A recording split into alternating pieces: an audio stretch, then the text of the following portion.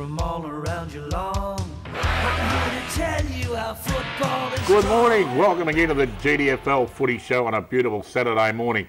And boy, we had some great action of footy on last night. The big game down there at the Gun Club, the Winchelsea Blues and the Belmont Lions.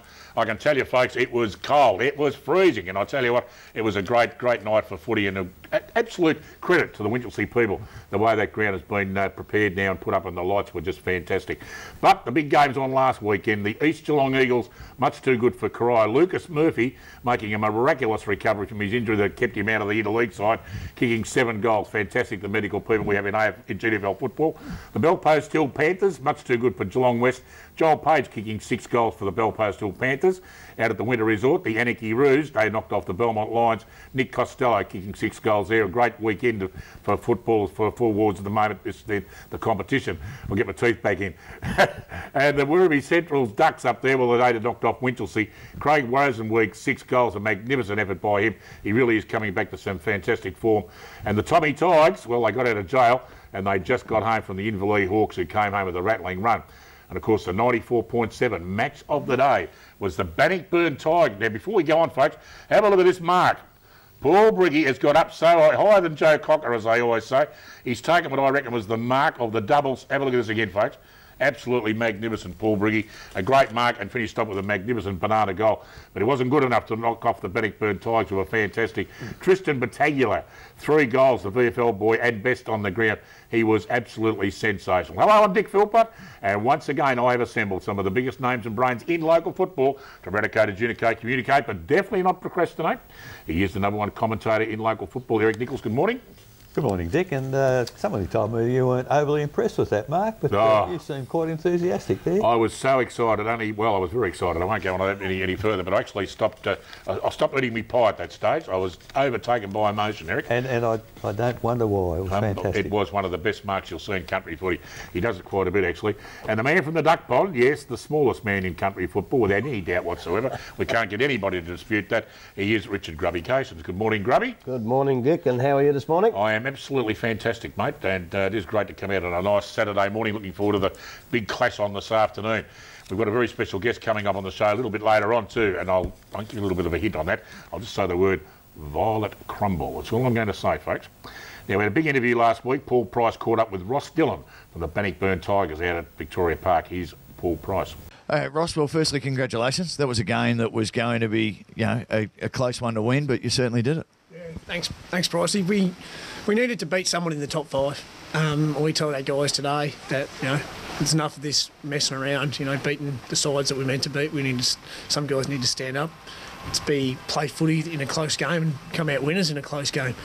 Well, I actually called you both sides flat track bullies because I thought both of you were beating sides below you pretty comfortably, and it was a game where one of you had to stand up today and win, and then go on, and your next 2 weeks with Werribee and then Belpost Hill are certainly out of those 3 games, sort of today's and the next 2. You probably have to win 2 of them, and you've got 1 away today. If you can get 1 out of the next 2, it can set your season up. Yeah, that's correct. Blokes can get ahead of themselves, and it was exactly what we thought we were being flat track bullies. And we had to stand, as I said before, we had to start beating sides around us or above us, or else we're not going to go anywhere as a side. And with the next 2 games, Werribee and Belpost Hill, we've got to come on. We'll be aiming to win both of them. We just have to keep cracking in like we did today. I'll have to ask you, I was certainly impressed by not only the way he played, but the boots he wore. Tristan Battaglia, fantastic get for you to come back today from Werribee's VFL. You'd love to have him all the time. Oh, we'd love to have Tritter all the time. He rings up when he's got the bye, sends a text message, says, I'm available if you want me. And we're just like, you're an idiot for even asking if we want you. You're in the team straight away. So, and he gets around, all the boys love him. He hangs around with them every weekend. You see the way he celebrates a goal. He doesn't just come here and play because he has to, because he plays, he loves Bannockburn. So. You had some issues a couple of weeks ago when we saw you here against Anarchy, just with discipline. You seem to have corrected that, like you're far better today at it. Yeah, we have to make sure, against Anarchy 2 weeks ago, I was embarrassed with the way we went about it, and some of the guys, the way they went about it, and it was pretty immature. So we made sure we correct that and told the guys it's just not how we want to be perceived as a football club or how we want to play. And to their credit, in the last 2 weeks, we had a couple of little things against Thompson, but today we were excellent with our discipline, I thought. Yeah, no, you certainly were. So, well done today. Good luck for the next 2 weeks. I hope it goes well, and you certainly played a brand of footy today that shows that, with a few players back, you can go deep into the finals. Yeah, thanks, Pricey. Yeah, it was good. So thanks for having me up here. Great interview there from Paul Price with Ross Dillon from the Bannockburn Tigers, the victorious Tigers over the North Geelong Magpies last weekend. We thought we might take a look at the ladder now. We haven't seen it for a couple of weeks and just see how everything's going. And there we have it there. Tommy Tighe sitting on top of the tree at the moment, 7 wins undefeated. Going along very nicely. Hopefully that will change this afternoon. Belpost Hill Panthers, Anarchy and Bannockburn and North Geelong make up the final 5 as it is at the moment, but 1 game clear from the East Geelong Eagles. Werribee Centrals, the Ducks are up there as well. Corio and Belmont Lions, Inverleigh Hawks, Geelong West Sporting Club and the Winchelsea Blues from the Gun Club are yet to open their account, although I haven't heard the scores from last night, but one never knows what might have happened last night, Grubby. The big game last week at Victoria Park, you weren't impressed with North Geelong, were you? Look, no, I wasn't. I just thought they had Bannockburn at a good time. Bannockburn had a few players out, and North Geelong started the game off very well, and it looked like they were going to go on and be a very good side on the day, but they just, for some reason, they just fell in a big hole. Their disposal wasn't good. They didn't chase, and in the end, I thought the 3 goals that they got beaten by could have been a lot more. Eric, they've got a gun out there at Bannockburn now, and I know you weren't out there last week. You had other duties down at the Geelong Footy Club, but Tristan Battaglio, I mean, he was in everything, and he really was the standout for that club. And apparently a very, very good player, Dick. He's been around for a young fellow, but he led by example last week, and Grubby was telling me before we come on here that every time he went off the ground for a rest, Bannockburn's work rate dropped off, but when he came back on, he was sensational. Same people at North Geelong again, Grubby. That first quarter was owned by Derek Fitzsimmons. He must have had about 19 possessions, I reckon. Faded out but a little bit, but of course he would have been completely stonkered. But he's an incredible player, isn't he? Oh, look, he's a fantastic player, and I think up till probably halfway through the second quarter, maybe even till half-time, we actually said in the call that Fitzsimmons was easily the best on the ground, and it wasn't until just into the second half when Battaglia came good and probably overtook him and took the votes in the finish, but Fitzsimmons was absolutely fantastic, but he just needed a few more mates to help him out. Yeah, I know, that was a good effort by the Bannockburn Tigers, and it lived up to the 94.7 match of the day. It was a fantastic day out at Bannockburn, and of course Billy Caldo, the man who also played footy in 1943 they played for them, North Geelong Magpies. He was presented with his own jumper there at half-time, number 20, what he wore on the back in 1943. It was a fantastic day indeed. Now we're going to take a short break, pay some bills. When we come back, we'll have Mitch's Colt segment and introduce our very, very special guest this morning back after this. We are the Raiders from all around Geelong. I'm here to tell you how football is strong. And welcome back, and of course the segment that we have every Saturday morning at this time, it's everything that's junior football. Here's Mitch with the Colts. Thanks, Dick. First up this morning, we look at the Division 1 match of the round with My St Mary's taking on St Joey's. We lost our first game of the season last week to South Barwon, and we'll be hoping to be fired up at home this morning as we host St Joey's. The Joeys beat Lara last week by 70 points and will be no easy task. Moving across to Division 2 with Geelong Armidale taking on St Albans. Both these sides are in the top half of the ladder and are 2 teams that would have fancied themselves for Division 1 earlier in the year. The Amos drew with Leopold last week and St Albans lost, so both will be hungry to atone for their performances from last week. Moving across to Division 3 and Mottawarri hosts Queenscliff, the Warriors sitting on top of the table. While the Cooters are 5-2, they are coming off a 100-point loss to North Geelong last week, so I'll be keen to bounce back from that effort. And in Division 4, East Geelong and Port Arlington do battle in a top-of-the-table clash. Both had tight wins last week and will be hoping for the same this morning when their match at Richmond Crescent kicks off in just over an hour's time. Now it's back to you, Dick. And Mitch Cleary will be back again next Saturday morning talking everything that's Colts footy in Geelong. As we said in the first segment, we've got a very special guest on the show this morning, and he's everything to do with the Thompson Tigers, the boys from the Godfrey Street Thunderdome, the Violet Crumbles. I promised I wouldn't bring that up again, but I'm going to anyway, but I don't care. He's also a very good friend. He's #1 ticket holder of the Geelong District Football League. He's the mayor of our great city of Geelong, and of course he's a fantastic supporter and dedicated, passionate person from the Thompson Tigers Footy Club. And I speak, of course, of his worship, the mayor. There he is on screen, Johnny Mitchell. G'day, John. How you going, mate? Yeah, I'm going well, Dick, and yourself? Great to see you, mate. I know you're under a lot of pressure at the moment with the big elections coming up. Oh, well, let's hope that the numbers fall my way, Dick. You know, anyone out there who wants to vote for me, feel free. That'd be good. Well, I understand that's why you're dressed up like a sauté there, mate. You're on your way out to do a little bit of campaigning around the beach and kiss a couple of bollards. Yeah, kiss a couple of bollards and a baby or two along the way, Dick. Yeah. Fantastic, mate. Now, Mitch, obviously you've had a long, illustrious career, not only on the council, of course, but you're used to be a train driver, but lately you've been for the last, 3 years now, you've been the mayor of our great city. Yeah, this is the 4th year. Fourth year coming up. Yeah, okay, so that's fantastic, mate. So your involvement with footy, obviously the Thompson Footy Club, it's a great passion of yours. I first met you when you were running around, having a kick, and you've been involved with that club for a long time now. Yeah, I think 1962, Dick. I think the old man took me across the road from, I used to go to school at Tate Street, which was just across the road, and we lived in Fag Street, and I think it was 1962 I wandered across there, so I've been there ever since, and thoroughly enjoyed probably every day that I go there. I feel normal again, I suppose. I feel like a kid again. Yeah, it's one place you can put away all the pressures of the council duties and just be John Mitchell, can't you? Have a nice, relaxing afternoon. Absolutely. Now, a little birdie told me you also played some of your footy at North Geelong. My old man played... My old man. I used to run around the North Geelong jumper, actually, when I was a kid. But, yeah, he played in premierships out there in North Geelong, and I've got a strong affinity for North Geelong. I think they've been a great club, and, you know, Eric Nichols, when he comes on later, can probably tell you, you know, in the 50s and that they were a super side, North, and they're really doing a good job now. Grubby, you, of course, enjoy when Mitch comes up to the duck pond occasionally and has a look at what's going on up there? Yeah, I was pretty quiet. Just stands there and watches the footy by himself. I go and have a chat with him for a half. But there was one question I was going to ask. Obviously, big shoes to fill for young John Mitchell Jr. How's he going this year? No, he's having a good year, John. He's not young anymore, but yeah, he's a solid contributor to the side. He's played 200 games odd there, and yeah, he's had a good year. I think he was 4th in their best and fairest last year and the year before, and he's just solid, just a solid player. He enjoys it. Better player than you? It wouldn't be very hard to be a better player than me, Grubby, to tell you the honest truth. He's not as nasty as I was, though. Well, as fate would have it, of course, this afternoon, the 94.7 match of the round is the Tommy Tigers taking on the North Geelong Magpies out at the Keith Barclay Oval. It's always a fantastic game when these two clubs get together. A bit of rivalry going on. I guess Mitch and I have had a bit to do with that over the years, a little bit of stirring that goes on the violet crumble, everything like that. So, yes, that's it, 94.7 from 1:30 this afternoon. So, I'll go with you, Mitch. Now, you and I are going to be completely unbiased about this. Do you reckon that North Geelong got a chance to knock you blokes off this afternoon? No. No, I think they look. We're 7-0, and we're going okay. But you got a fright last week. We certainly got out of jail last week, and we always, as you know, Dick, we always struggle at North Geelong. It's been a bit of a hoodoo ground for us, and you know, I expect a really. Well, I'm hopeful that it'll be a really close game because I don't think we can blow North Geelong out of the water, to be quite truthful.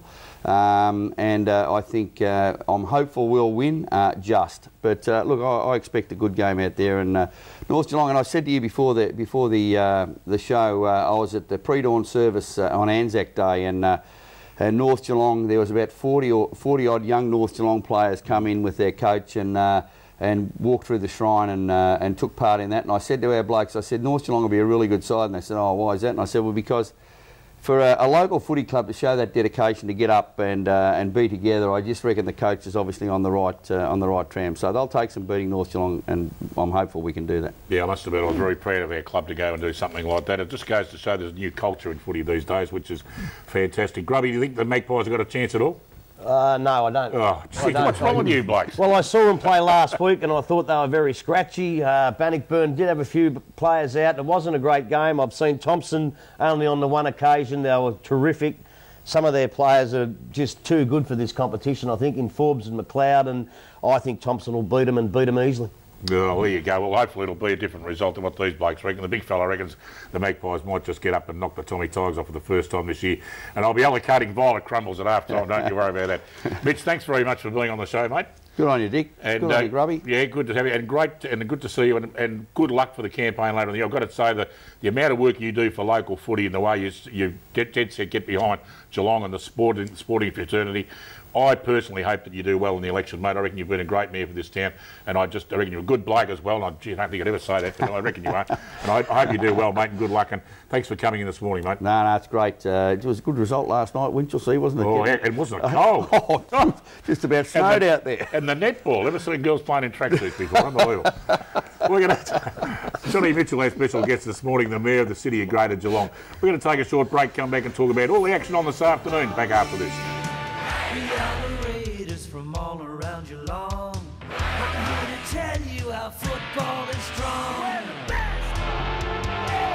And welcome back. And of course, it was a great to see the Mayor of the City Greater Geelong on the last segment there, Johnny Mitchell. Great supporter of local football and sport in Geelong in general, and a great bloke as well, and a good friend of ours. And here's the #1 ticket holder of the Geelong District Footy League. Eric, you were absent during that segment, so we're going to ask you, who do you reckon will win in the 94.7 match of the day this afternoon at the Keith Barclay Oval? Well, it is a bit sad that Mitch and I both can't fit on the same table. We both played at Tate Street, as he mentioned. Yes. And I've known Mitch for a long, long time, but we just haven't got enough room for him and I both to be here. But back to the game, yep. I think Thompson probably far too strong. They're the best side I've seen so far this year. Obviously, Mitch was a bit disappointed with their performance last week, but I was thrilled a bit for Smithy. So good effort for them, but I think they'll win comfortably this afternoon. And of course, this afternoon we've got some big games, of course, out at the Devils Playground, and the Cryer Devils, they take on the Inverleigh Hawks. I'll start with you, Grubby. Inverleigh nearly knocked off Thompson last week and nearly pulled off the unbelievable, being the first time side to knock off the Tommy Tigers. But you think they'll acquit themselves well this afternoon against Cryer? Look, I think they will. If we had this game 2 weeks ago, I was really looking at Cryer, thinking they've improved and all that sort of stuff, and Inverleigh weren't going as well. But just in 1 week, Carayo's dropped away again, and I think Inverleigh, obviously Smitty's got them starting to play the way he wants them to play. And even at the Devil's Playground, I think Inverleigh will be a little bit too good. Derek? Yes, I think Inverleigh, Dale's got them obviously playing a lot better now, and really there's nothing for the rest of the season for either of these two clubs but pride, and I think they've got a lot of pride in Inverleigh. Out at the Richmond Crescent Ground, the East Geelong Eagles, they take on the Geelong West Sporting Club, and East Geelong back last week were back in town with a magnificent win. And I'll go to you first, Eric. East Geelong look as if they might have found that form that they were famous for in 2011.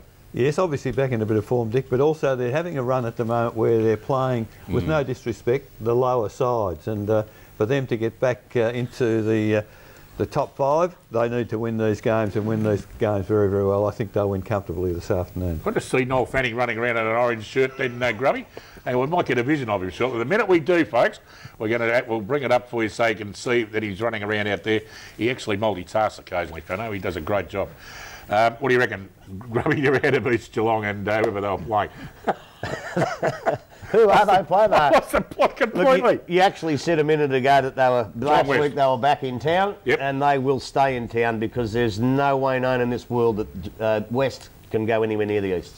Oh, this is a game on this afternoon that could well have been the match of the round without any doubt at all. It's out at Footrot Flats and 2 form sides at the moment. Grubby, the Anarchy Roos taking on the Belpost Hill Panthers, as I said, out at Footrot Flats.